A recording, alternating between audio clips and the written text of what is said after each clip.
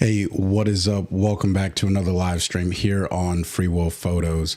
And, today is going to be one of those days where I kind of just let the camera roll and talk about my, first impressions of ON1 Photo Raw 2024.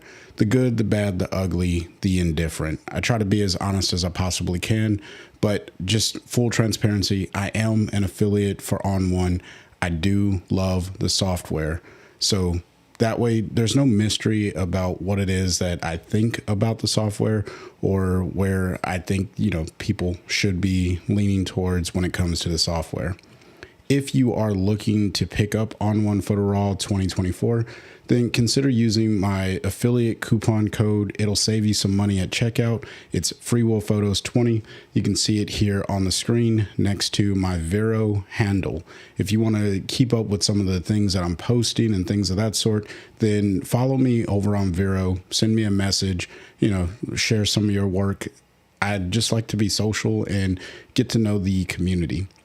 So that is enough about, me and things of that sort. Let's go ahead and jump into the computer, take a look at ON1 Photo Raw 2024. So throughout this stream, I'm going to answer a few questions that I prepared. Now, if you have questions either in the restream or during the live stream, please drop them into the chat. I will do my best to answer those questions and give my opinion on certain things. I know that previously the font in ON1 was kind of small, so I made it a little bit larger. Hopefully that's easier for people to see and read and things of that sort. Now, I am going to be monitoring the chat as well as editing a photo. So I got a whole lot going on. If I don't get to your question immediately, then please don't hold that against me. That's just me trying to balance the multiple things that I'm trying to do here in this one stream, as well as making sure that I stay centered in my little circle here. All right. So let me just go right off the bat. Do I recommend ON1 Photo Raw? I absolutely do. Even with the challenges that I'm going to be expressing inside of this stream, I still recommend ON1 Photo Raw as either a primary editor or at a minimum a plugin to your primary editor if you decide to get the max version, or I recommend it as a standalone program for those of you who are, just hobbyist photographers and you only want to use one program. You can get 95% of your edit completed inside of this particular software, regardless of if you're brand new to ON1 or if you're considering the upgrade from a previous version to a later version or to the 2024 version. Okay, so I absolutely recommend it. Even though I may harp on some things that I'm not a huge fan of, that's just, par for the course of getting used to a program and, understanding where the company itself is going, but how we as a user can get familiar with it. So overall, I do recommend it. Is the program any good? Well, that's subjective, right? A lot of people are going to say that it's slow or they don't like the user interface. And, I'm not going to argue if it is slow or not. I will say that it's a lot faster than previous versions. Is it faster than other photo editors? That's a complicated thing to answer. It depends on what you're trying to do. And what you consider fast, right? If opening a file is considered the thing, or the thing that you're basing is this fast or slow off of, then sure, there's going to be some things there. All right. But I'm going to kind of talk through what I like about the software and what I don't like about the software while I edit a photo. So I was messing around a little bit earlier today and I went ahead and edited this photo. So let me go ahead and open that up. I just double clicked. I'm also using my Wacom tablet again. I'm trying to force myself into learning how to use this thing. If you got pointers or tips on how to get comfortable with a Wacom tablet, please leave that in the comment section below, because I would really appreciate that. That is something I'm trying to work on. Now, in my review and using the beta, this software really does move quick. I was talking, and by the time I got done saying the thing about saying the thing that I wanted to about the Wacom tablet, the file was ready for me to start working on. So it really is that fast. Now, again, this is something that I edited earlier. So what I'm going to do is just go ahead and duplicate this layer so I can reset it. So let me tap on that, and then let me resize my layers panel here just so we can see what we're doing. And this is the original down here. I don't want to get rid of it, but I do want to reset everything. So I'm going to go ahead and reset here. And if I come all the way down to the bottom, I have something blocking my screen, but hopefully you can see all the way down here at the bottom to the left of this little gray square, there is a reset icon. That resets everything except for the sky swap AI that I did earlier. So I'm just going to hit the reset over here on that as well. So this is the original image. I don't have any edits on the photo, and everything is just working very smoothly. That's one of the things that I appreciate about this. Now, the elephant in the room is this silly little pop out. Let me tell you, I'm not a fan of this particular properties pane. And even though I've been using ON1 Photo Raw 2024 for quite some time, I'm still getting used to this particular aspect of the software. I don't know why this was a thing, why this is a thing, but you can overcome it. I have overcome this. I've been working inside of ON1, and I've been good to go with it. So one of the other things that people ask me about, well, Chris, how does Brilliance AI really work? And, there's so many things to go into about Brilliance AI. If I hit Command and comma to open up the preferences, and I come over here to my Brilliance AI tab, you can see I have some minor tweaks.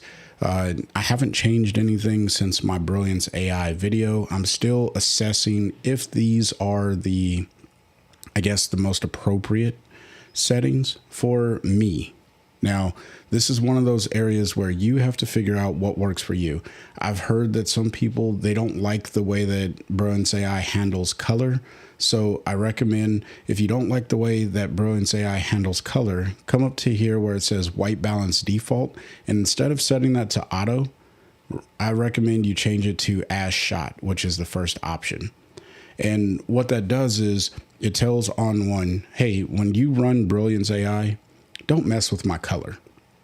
And that is actually a valuable thing to know. Now, I haven't tested this on too many high noise or high ISO images. I don't want to say high noise, high ISO images. Most of the photos that I've been working on recently have been under the 1600 ISO threshold. And I think I'm in that sweet spot because most of the photos that I've been using Brilliance AI on, just like this one, which the ISO setting, actually it's right here. So it's at 1600 exactly. And we'll see how this works out, right? But all that to say, I like that they give you the controls inside of your preferences to really modify Brilliance AI to do what you need it to do. All right. These are my settings. You can copy them. You cannot copy them. But what I will say is if you think Brilliance AI is a little too heavy-handed on the AI aspect and you want it to kind of, subtly add some stuff in, I recommend pulling this amount slider down maybe to about 50. It depends on what it is that you want. I'm going to leave mine at 100 because, again, I'm still assessing this and I don't have like any great method of assessing this. So if anyone has a great method of assessing how well Brilliance AI preferences work, then please leave that in the comment section. I'm going to go ahead and hit OK. So the first step that I like to do now with my workflow is just add in this Brilliance AI. So I'm going to go ahead and tap that, let ON1 think itself through, and it's going to give me a pretty good starting point. what I want to be very clear is Brilliance AI is not meant to be the end point of an image. And sometimes that starting point is not going to work well. I've read a lot of comments about Brilliance AI. It's not rendering the type of result that they want. And this is why I spend so much time teaching how to use the software, because I think it's important for you to know what is happening to your photo. And I did a video on what is Brilliance AI really doing to my photo. And, you know, as I'm learning more about this particular technology and this tool, I'm finding that it's doing a pretty decent job. You just have to go in and modify that to your own liking. All right. Now, one of those areas that should have my touch off. Yeah. One of those areas that it's really, you know, impacting this image is that color. And what is going on with my Wacom tablet? Why are you not working? There we go. All right. So if I go ahead and pull down on this color slider, hopefully it doesn't look like it's doing much of anything to this particular image. So I'm actually a little surprised that it didn't do anything to the color.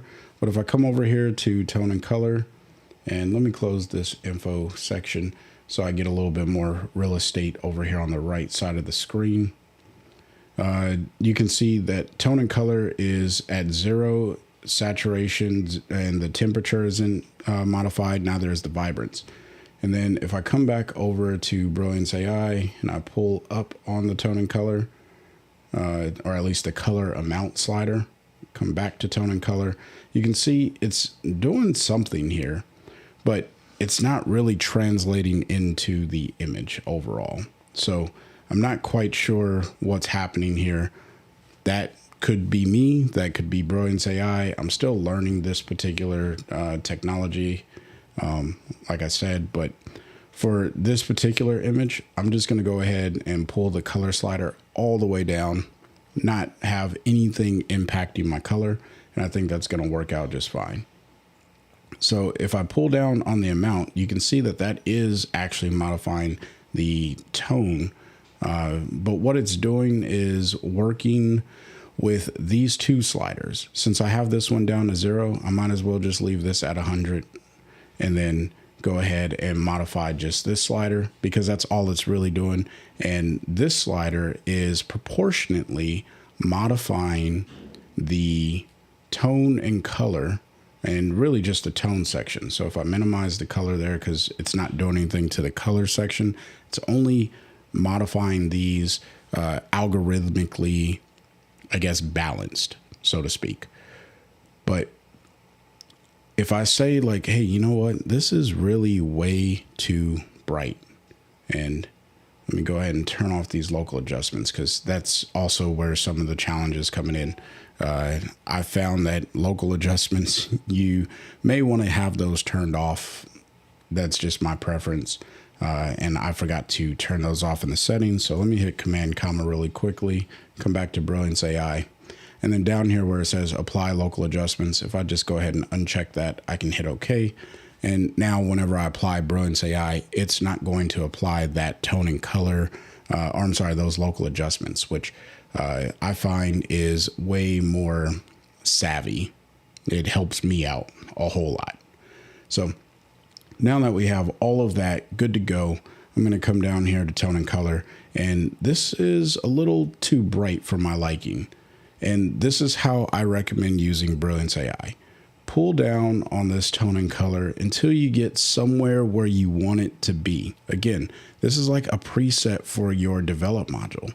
And what I found is I use Brilliance AI, or the develop module, more now with Brilliance AI than I did previously.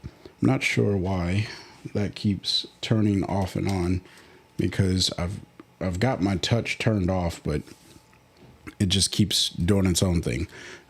That's how technology is sometimes. Anyhow, I recommend starting your Brilliance AI and then pulling down on your tone amount until you get to a happy place.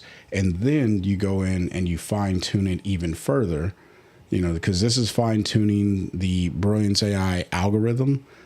But if I say, you know what, this is still a little too bright, I can come into tone and color. And now I have the ability to change my camera profile. So maybe I want to go with a landscape look on this particular image. What's also cool about Photo Raw 2024 is it gives these DCP profiles. And if you're not familiar with these are profiles. I think it stands for Digital Cinema Picture or Profile. I think that's what it stands for, Digital Cinema Profile. And these are really popular in film, and you don't have to overthink this so much because ON1 finds these on your computer. If you have them installed, it finds them. I'm doing some research to figure out where these are actually installed. I personally have the, what is it? The Canon something. Let me open this up really quick. Should be one of these Canon. Oh, it's like digital photographer or something like that. Nonetheless, it's the profile or the photo editor that Canon offers for free for those who use Canon products. So that's beside the point. Anyhow, those DCPs are inside of there, and those are different profiles that you can apply as your overall starting point, and those could be handy. It just depends. And then you also have the camera profiles that ON1 offers up to you. So I'm just going to go ahead and go with ON1, or actually, you know what? I'm going to go with camera, EOS R6 camera landscape DCP. I'm going to drop that in there, and that's going to be my, starting point for the color overall. Because again, I didn't really see too much color impact happening through the Brilliance AI. And then I'm going to pull down on the exposure because again, I think that this was a little too bright, and I'm not going to worry about contrast because I'm going to do that in a different manner. However, I'm going to pull down on my blacks because I find that pulling down on the blacks in develop globally always works out pretty decent. I'm not worried about the sky because I'm going to do a sky replacement. I just have these things in my mind. And I think that's what's important about understanding a particular tool is knowing how to use the tool for the thing that you want to build. All right. And what I'm doing right now is probably a little bit more advanced, but it's okay. Right.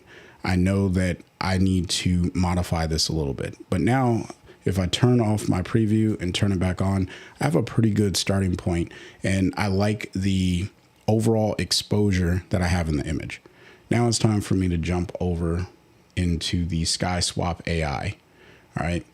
And normally you would go into local, and this is one of those areas that I would tell you, I'm thankful that they moved the local tab next to develop because workflow wise, this makes sense. If you are a legacy user and you're like, well, I really want it local to be all the way over here on the right. Well, that was kind of a break in the workflow, in my opinion, because the develop and the local slide, or the develop tab is global exposure editing. The local tab is the exposure editing, but for very specific areas. And that's what makes these two tabs make sense that they're right next to each other, because after you do your global exposure edit, then you can go into local. And I'll show you that here in a second. But what I'm going to do first is swap out the sky. Now, I did make this earlier, but the sky swap, it does work pretty quick. I'm not making that up. However, what I'm going to do is click the category here, and I don't want the Ocudrone Cotton Candy. I think I was actually in just the regular sunset, but I'm going to do something different because I never actually I did kind of like this one. Yeah, I like that.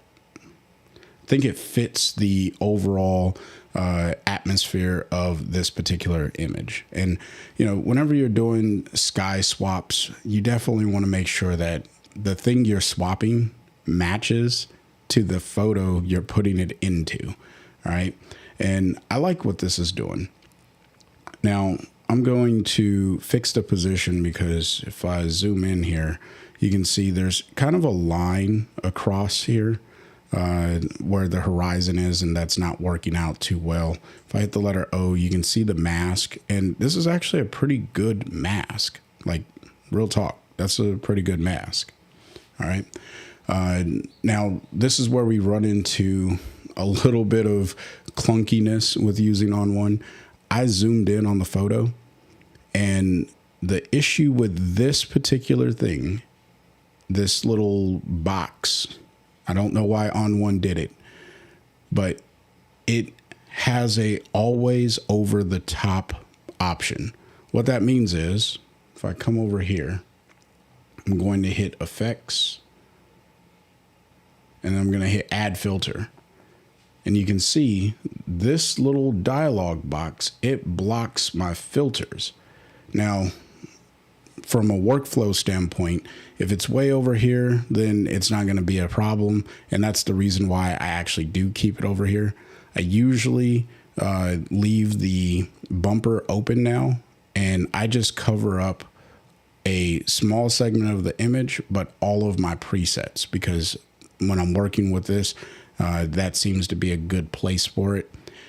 I also have practiced using this on my second monitor, but when I stream or when I record videos, you won't be able to see that. So I have to figure out a way of putting this on this particular pane. I would love for ON1 to give us the ability to lock this back inside of one of the bumpers, because I don't know why we have this floating window, but I digress. The problem that I really have with the floating window is it seems like it wasn't really built into the workflow, because look at how it covers up the effects. And I still have the effects menu activated. So it's not like, I don't know. It just seems odd to me that this would be a always over the top. I feel like whenever I hit add filter, I should be able to make that go over everything, because obviously I hit that so I can start getting one of these filters. But I digress on that. We'll go back to the sky replacement and start working there. What I want to do is shift the horizon down, so that way it blends a little bit better into the horizon. Now, if I hit Command and 0, you can see up here at the top, it doesn't fit quite well, because I need to scale this up. So I'm going to come over to the scale and just pull that up. And I think that that's actually a pretty good sky replacement. It's not great. It's not the perfect or the most perfect sky replacement, but it works. All right. Now, you still have the models here, and nothing has really changed with sky replacement. So I'm not going to over bake this, this review by going over every single feature. I'm just showing you that you can still get some really great results using this new version of ON1, despite all of the UI changes and some of the frustrations that I think people may be having with the software. Now, the overall appearance, I think it actually matches pretty well with the photo, so I'm not going to worry about that. But I will turn on the foreground lighting just to see if I can change, if I can turn this on. There we go. Still using this Wacom tablet, getting used to it. But I think that this is looking pretty decent. If I pull up on the foreground, you can see it just darkens everything. And I actually want the foreground to be brighter. So I'm going to leave that as is and maybe mess around with the distance, see if I can get this a little bit further. It is like probably not going to come through on the stream, so I'm not going to worry about that. We'll go ahead and turn foreground lighting off, because I don't know if it's actually helpful. Yeah, we'll turn it. We'll leave it on, whatever. So sky swap, that's complete. If you got questions about sky swap, I will do my best to answer that.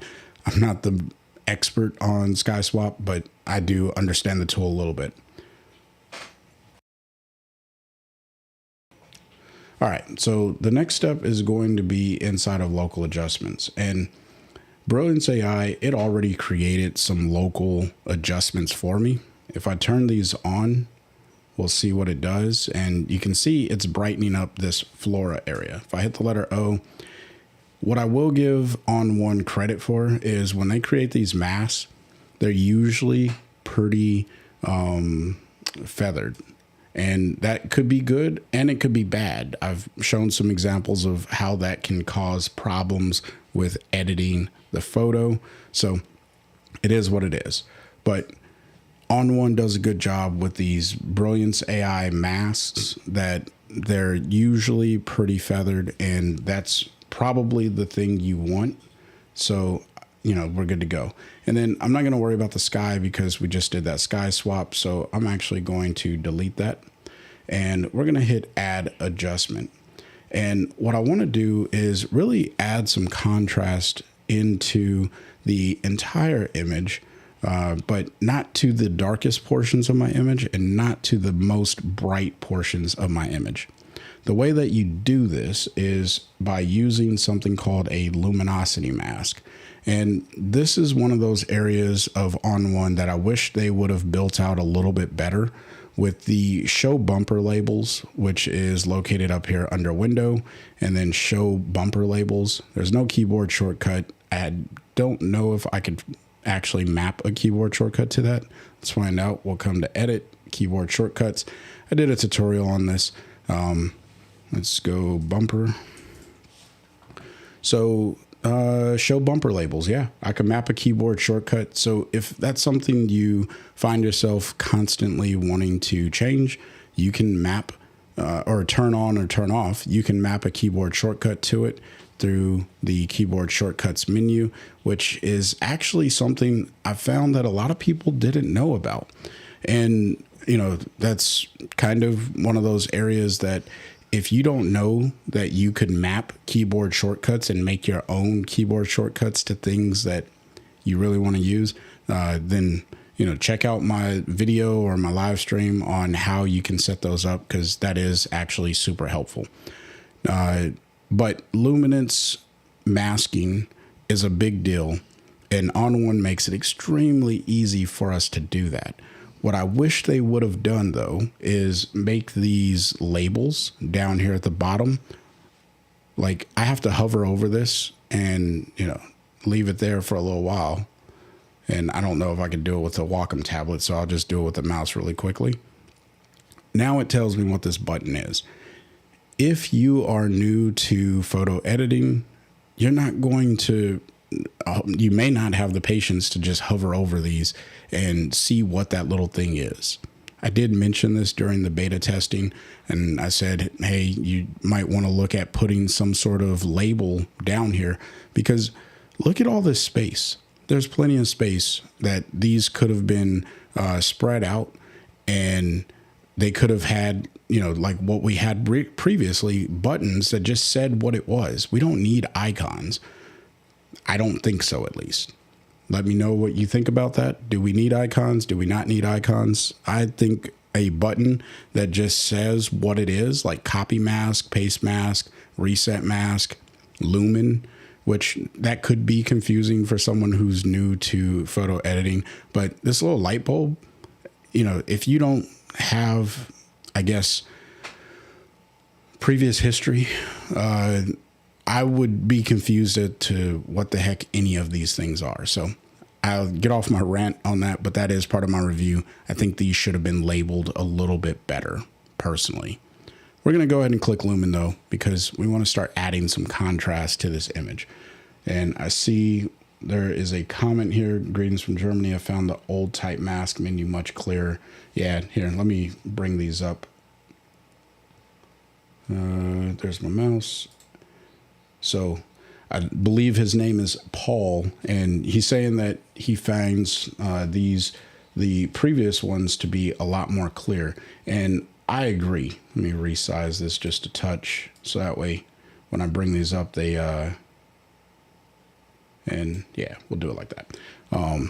They actually show up quite well. So Paul saying that that was a lot cleaner, and then exactly the buttons as in the old days would be better. Yeah, no, I agree with you, Paul, and I hope I'm saying your name right. And greetings from Germany. You know, it does not fall short to me that I have an international audience. So, you know, I do appreciate that. I think it's really cool how the internet connects us all, and we're able to kind of share thoughts and, you know, share information and photos together. But now that I have my luminosity mask built, I'm going to hit the letter O, and I'm looking at my entire image. Now, what I want to do, like I said before, is add contrast into the midtones. Now, if you don't understand what midtones are, that's perfectly fine. Just know that ON1 does give us the capability, and this isn't something unique to Photo Raw 2024. This is just something that we have available to us in Photo Raw, but it gets overlooked. And that's why every time I get an opportunity, I like to showcase it. So I'm going to go ahead and pull the window slider down here. And the way that this works is the darkest black is on the left side of the image. So the darkest tones of the image are over here on the left side of this slider. And the brightest tones of my image are represented on the right side of the slider. Remember I said I want to add contrast to my midtones? Well, that's going to be in the middle of this slider. So what I need to do is pull the window in from the left and pull the window in from the right as well. And what's kind of concerning is my thumbnail is updating, but this is not. So let me make sure I'm looking at the mask. And I don't know why this this tends to give me such a hard time. And because there's no reason that this shouldn't be working. Let me turn this off. So I don't think I'm looking at this mask. I don't know which mask I'm looking at. Let me hit the letter O.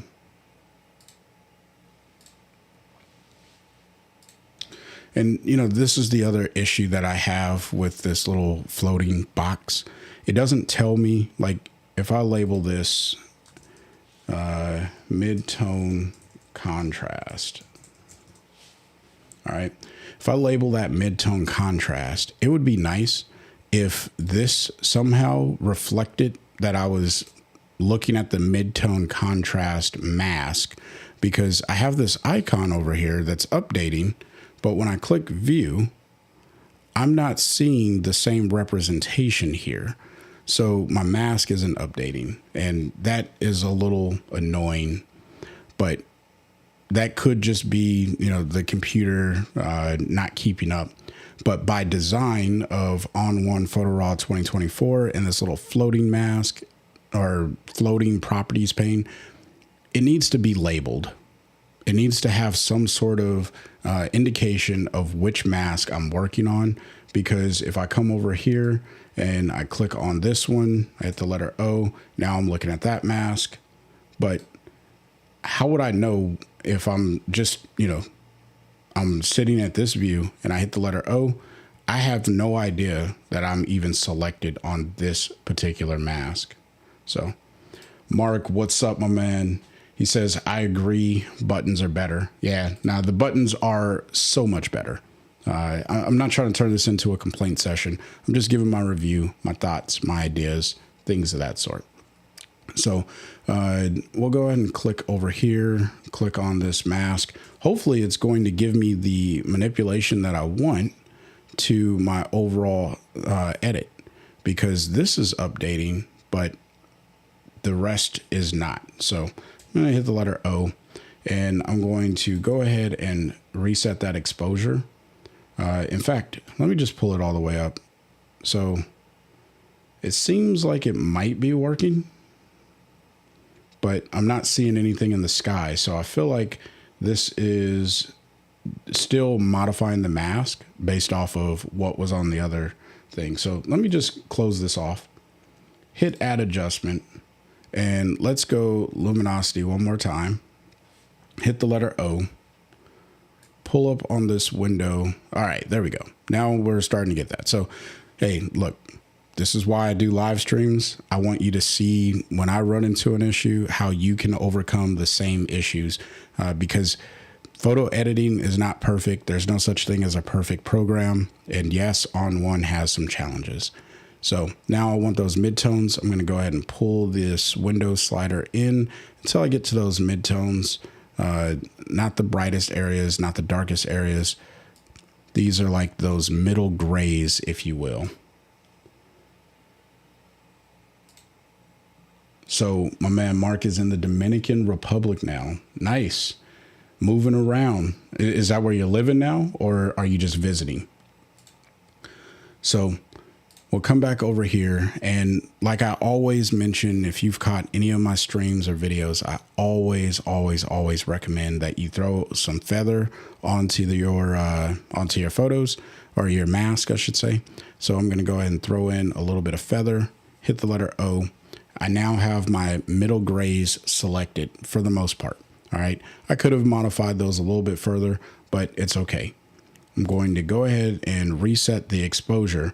And what I can do is I can pull up on the contrast slider here, and that's going to contrast those middle grays. But to me, that doesn't quite do it justice. Again, I'm targeting everything that's white, and to me, that doesn't do it any justice. So I will pull that up just a little bit, but the way that I like to add my contrast whenever I work with these middle grays is messing with the midtone slider, the highlights and the shadows. So what I want to do is develop that contrast in just those areas. And the way that you do that is, at least from what I've experienced and what I like to do, is I like to pull my shadows down, pull my highlights up, and then the midtones, those are always like a wild card.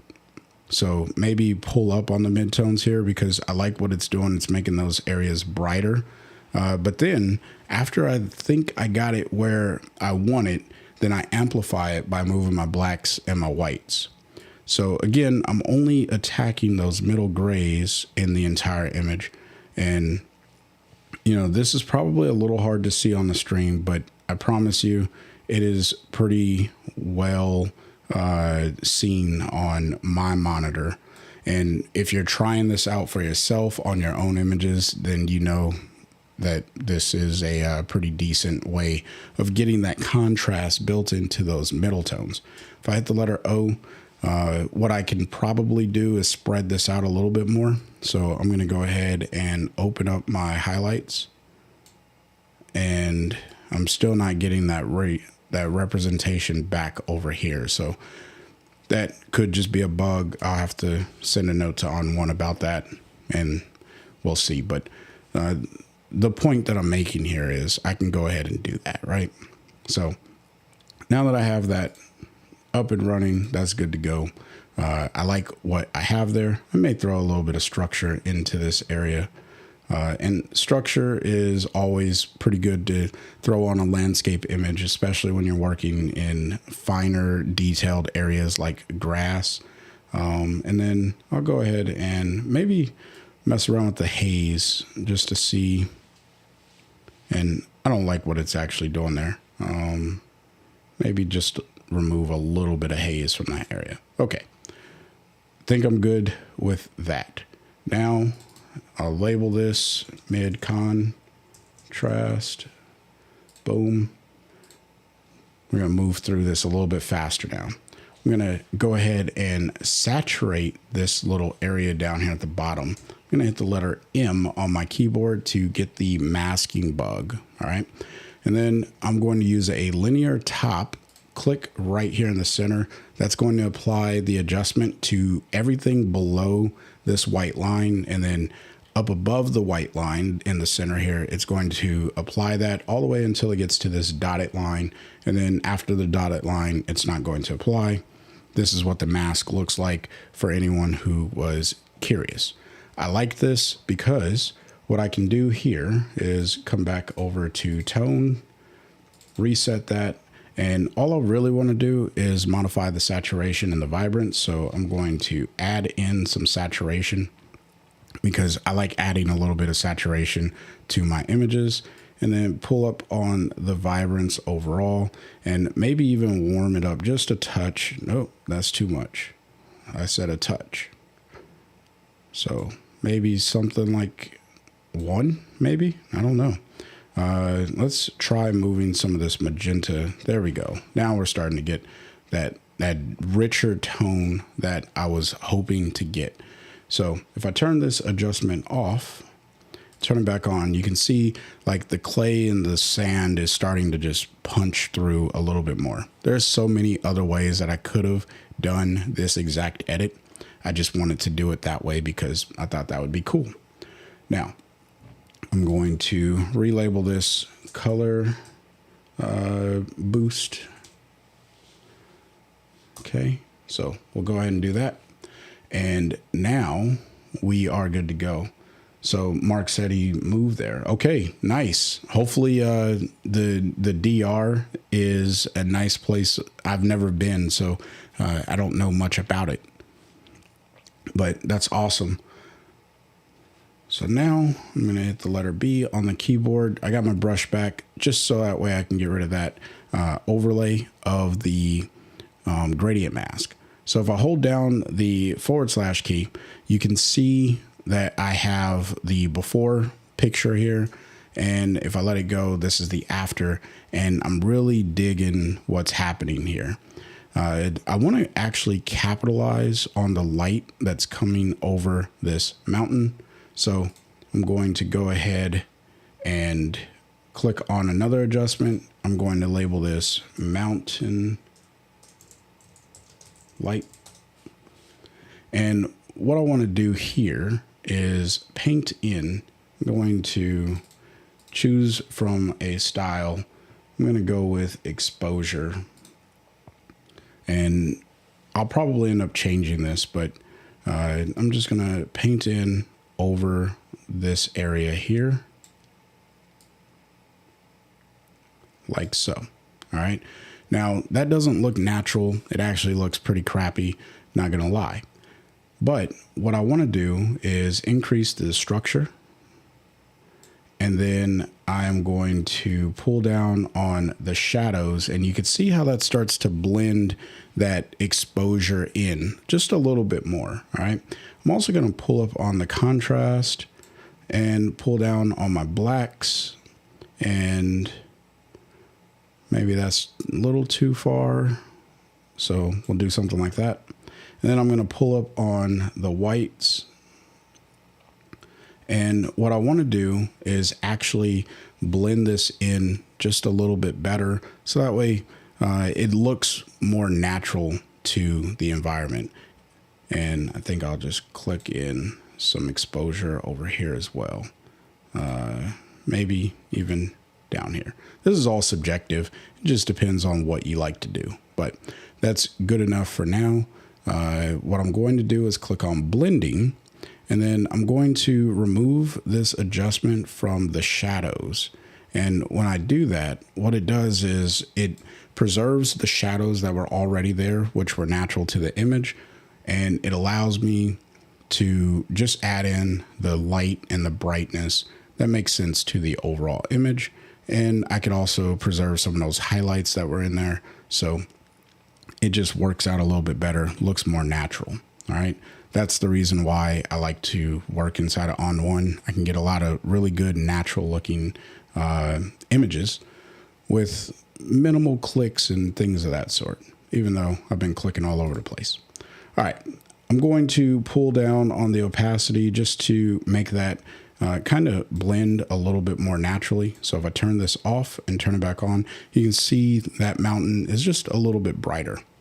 Now, the next thing that I would probably do for this particular image is go ahead and add in, or I'm sorry, remove some of this nonsense down here. The way that I would do that, I'm going to click on retouch. And again, got to move my properties box down a little bit. and we are going to go to the perfect eraser. All right.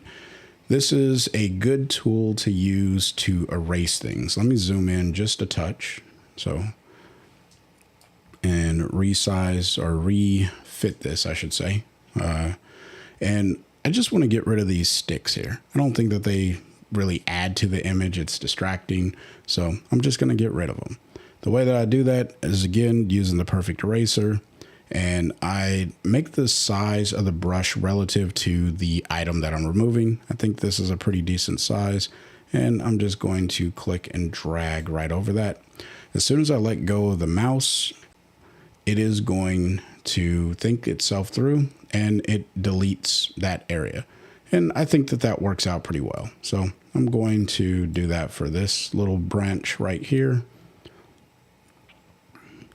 as well as for this long one right here. So I'm just going to do one long stroke there.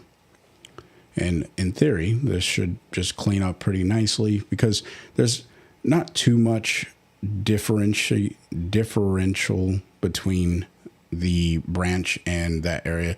This doesn't look the greatest. And this brings me to another point that you can, or another method that you can use to replace these areas. Now, a lot of people, they'll go and grab this healing brush is what they call it. And what you can do is you can paint over the area that you want ON1 to heal, and you'll see what it does here. It just goes and samples a different area. This little green box is the sample place. This little red box is the area that I want to replace. And if I drag this around, so if I drag this maybe into the grass area here and drop that, what it's going to do is try and sample that and then blend it into the original image. And, you know, if this is how you receive the image, or if this was your first time seeing the image, you would probably be like, oh yeah, that's actually pretty good. I like the way that that works. My Wacom tablet just turned off. It was giving me a hard time anyway, so I'm just going to use the mouse for the rest of this stream. So we'll just move that out of the way. All right, very good. But I think that there's a better way. So I'm going to click on here and just delete that because I don't think that that's the best way of fixing this. For your image, it may work out just fine. Let's see. James, he says, your videos are great. I have to get a new Mac and wondered how much RAM your Mac Mini has and what monitor you are using. I would greatly appreciate your input. Thanks, James. Hey, I really appreciate you and, you know, just hanging out here with me on the stream. So the first answer, I have 16 gigabytes on my Mac Mini, and this is the M1. So it's that whole unified RAM issue, or positive. I don't know, however you want to take that. And as far as the monitor goes, it's an LG. And I wish I knew the brand. It was one of the 4K monitors. It's a 27-inch monitor. If I can find the brand, or not the brand, the actual model type, I'll definitely add that to the comments. But it's an LG monitor. My recommendation is to find a monitor that fits the size for your desk, but also has the brightness and the color response that you're looking for. I'm no like genius on this, but when I did the research, this was a really good monitor, and I bought it from a store called Best Buy, which it was on sale. So it just worked out that this was good enough for what I wanted to do. And it also is an HDR monitor. So I don't do anything HDR wise, but I was thinking forward into maybe if I need to get a HDR monitor for video editing or something along those lines, I'll still have the ability to do that. So hopefully that answers the question. And thank you for asking that. But now still have this weird looking line in my image, and I want to make sure that I get that cleaned up. So I'm going to hit this little drop down arrow, and I'm going to use the OG clone stamp. And this is one of those tools that people are afraid of, but you don't have to be, or at least I don't think you have to be. What you do is you hold down the Option key. Come on, I'm holding the Option key. ON1 doesn't want to let me sample, apparently. Let me click there again. There we go. All right. So I hold down the Option key and I select an area that I want to sample. So I want to sample this area. And then what it does, and what's cool about ON1 is they give you this preview. And all I have to do is start painting over this area. And you can see what it's doing here. So if I go straight up into here where that other branch was, you can see that ON1, it paints that area in. It is a little bit brighter. I'll show you how to fix that. But I just added in pixels. Now, I am using, for my clone stamp, let's see if it's over here. Nope. So we'll just go with it. All right. Let's go ahead and sample another area.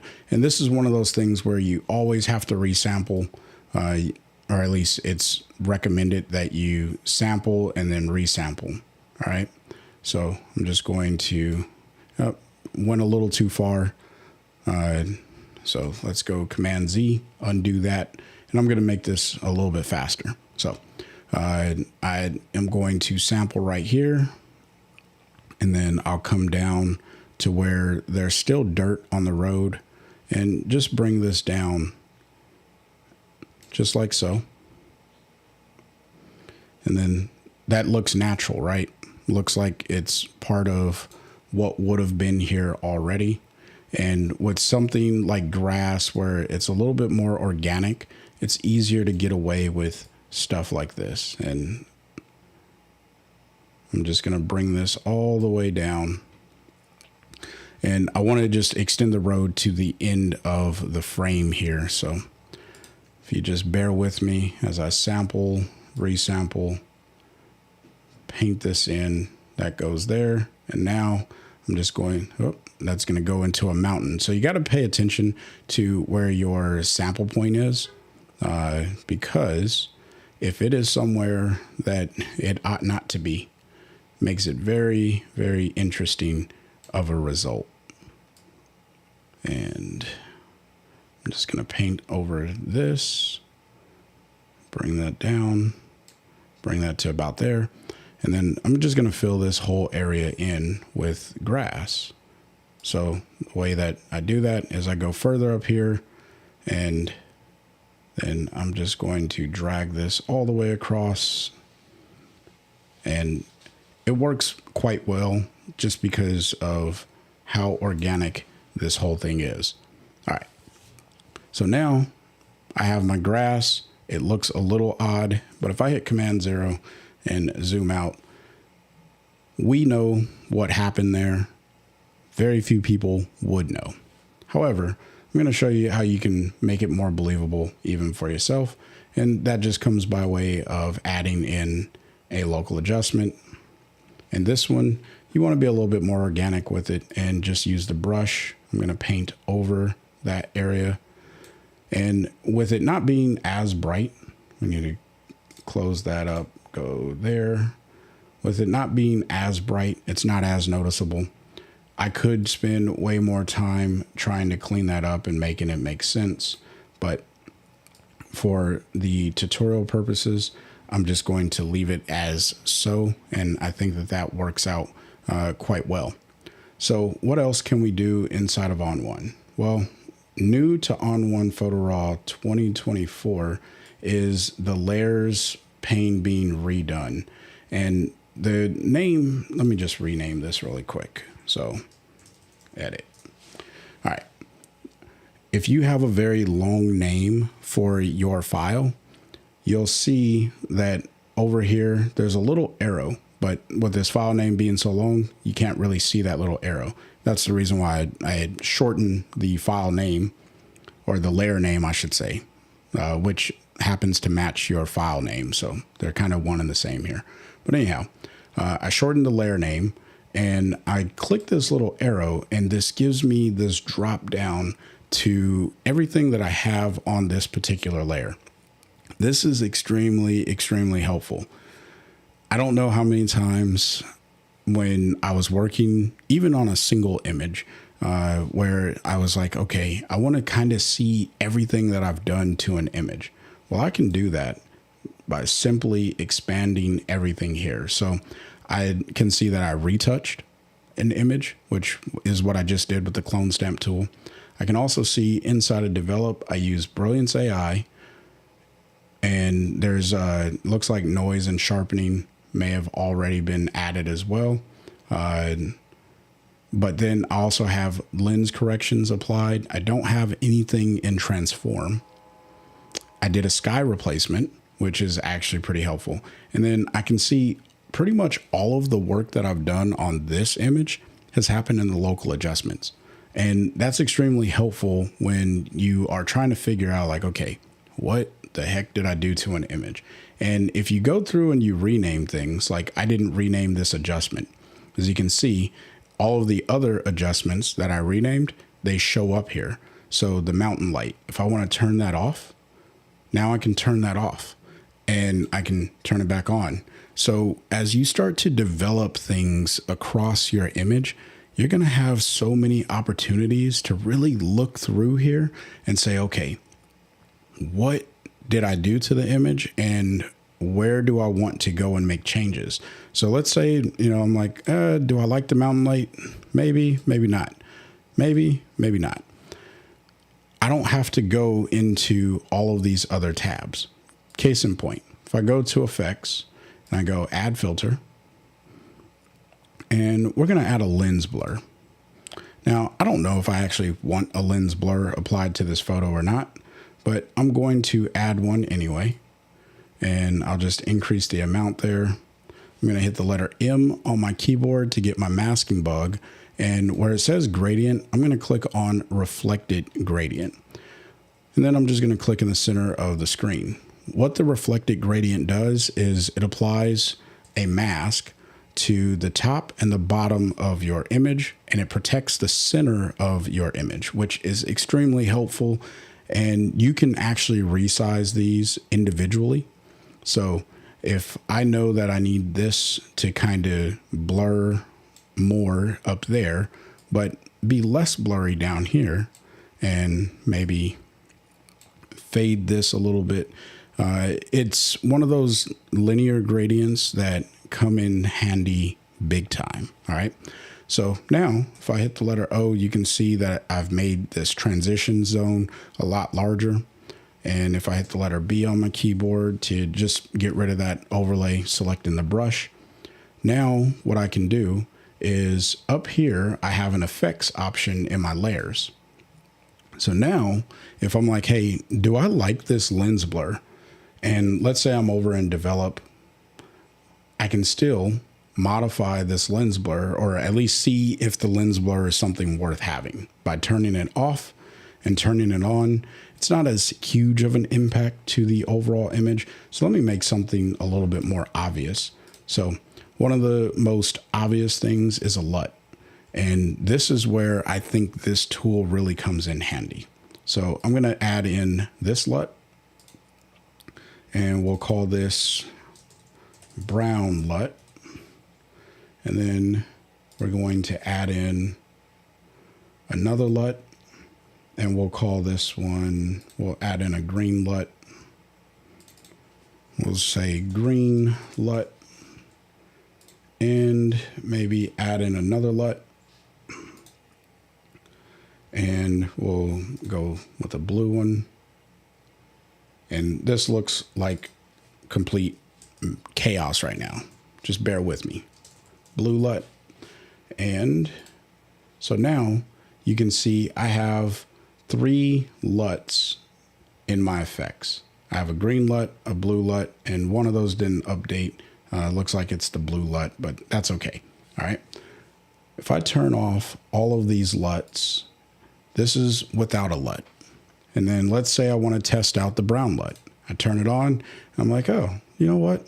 That kind of looks okay, but I want to see what the green LUT looks like. So I turn that one off, and then I turn on my green LUT. Okay, well, this is what the green LUT looks like. Not a big fan. I turn that off, and then I can turn on the blue LUT, and it's like, oh, well, that's what the blue LUT looks like. Maybe I like this. Maybe I don't. This is one of those ways that you can test out a bunch of things inside of the effects module.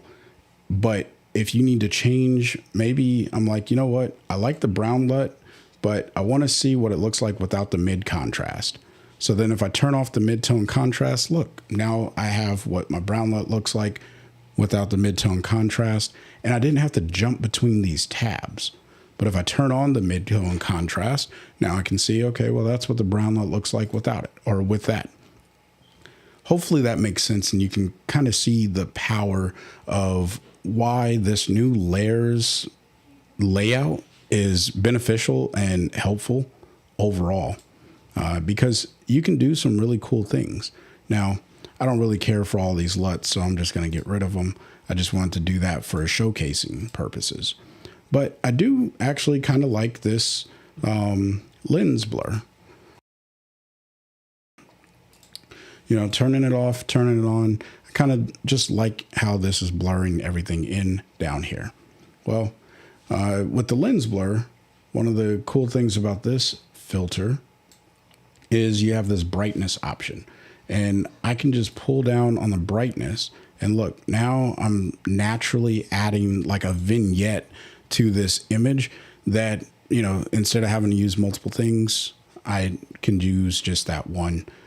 That's still not something new to 2024, but just being able to kind of cycle through this. If you look at the darkening of the sky as well as up here, it just kind of works out, and I think it looks great. So probably one of the last things that I would do to this image is add a border. And, you know, that's just like a touch that I've been doing lately. And I enjoy adding borders, but I like to pull down on the scale. Again, this is not something specific to ON1 Photo Raw 2024. This is just something that is built into ON1. So I think it's kind of cool. And I like adding in borders to my images. You know, that's personal preference. But if I wanted to, I can sample the border on or the border off. This is really cool for the layers module. And, you know, ON1, I hate to say it, but just for reference, ON1 has not crashed one time since I've been streaming.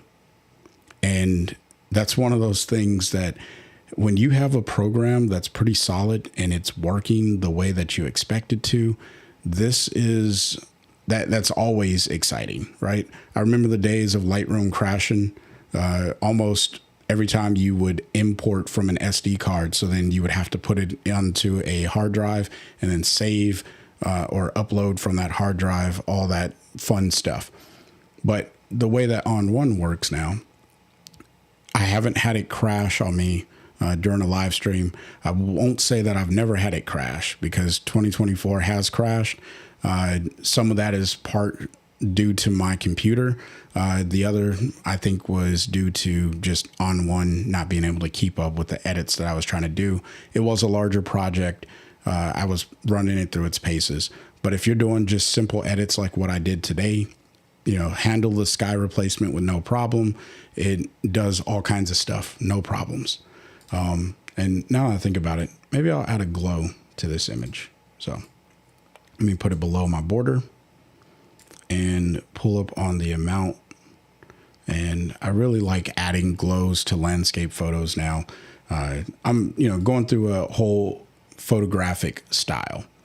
Now, here's what I recommend that everyone does. Once you find a style that you really enjoy, you click this little button here, and this gives you a preset. Again, this is not something new to ON1 Photo Raw 2024. It's just something that I think everyone should probably do.